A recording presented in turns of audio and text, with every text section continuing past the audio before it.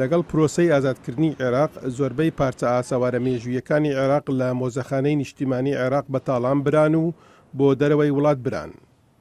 بەشێک لەو پارچە ئاسەوارانە ڕەوانەی ئەمریکا کرابوون و کاربەستانی ئەمریکی هەوڵێکی زۆریان داوە بۆ گەڕاندنەوەی ئاسەوارەکان بۆ عێراق.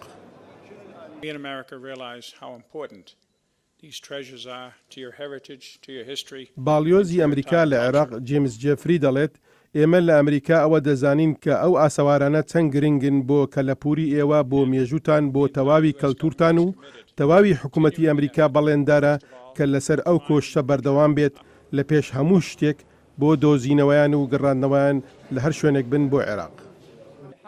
کاربەستانی عێراقیش لەو ساوە بە هەموو شێوەیەک هەوڵی گەڕاندنەوەیان دەدەن و داوا لە کۆمەلگای نێونەتەوەی دەکەن لەم بوارەدا یارمەتی کۆشەکانی عێراق بدەن بۆ گەڕاندنەوەی ئاسەوارە تاڵانکراوەکانی.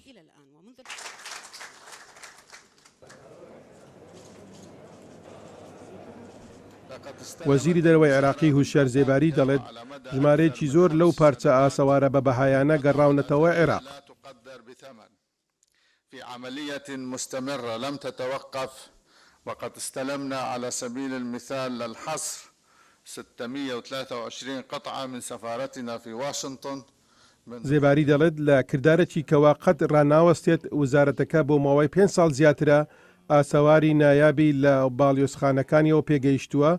بۆ نمونە ماوەیەکی زۆر لەمەوبەر 623 پارچە ئاسەوار لە باڵیۆزخانەکەمان لە واشنگتن وەرگرتووە و ئێستاش 542 پارچەمان وەرگرتووە. ئێمە دوودڵی ناکەین لەوەی کە جارێکی دیکە بڵین ئەو پارچانە بەشێکن لە دڵی عێراق. 35,000 قطعة استعيدت منذ عام 2003 إلى الآن وهذا رقم. هەروەها بەپێی ئەمیر عێدان سەرۆکی گشتی کۆمیتەی ئاسەوار و کەلەپوری عێراقی لە ساڵی 2003ەوە تا ئێستا 35,000 پارچە ئاسەوار گەڕاونەتەوە عێراق. وزارەتی کاروباری گەشت و گوزار و ئاسەواری عێراقی ئێستا لە هەوڵی ئەوەدان کە زیاتر لە 9 هۆڵی مۆزەخانەکە چاک بکەنەوە و ئامادەی بکەن کە بە پێی پێوانەی نێونەتەوەیی بێت بۆ ئەوەی مۆزەخانەکە بتوانێت تا کۆتایی ئەم ساڵ بە تەواوەتی بکەوتە کارەوە و پارچە ئاسەوارەکانی لە سەرەتای ساڵی داهاتوو نمایش بکات.